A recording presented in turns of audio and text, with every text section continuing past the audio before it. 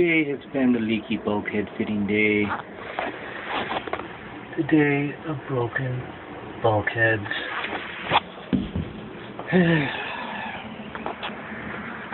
Everybody always thinks everything's easy, but it's not.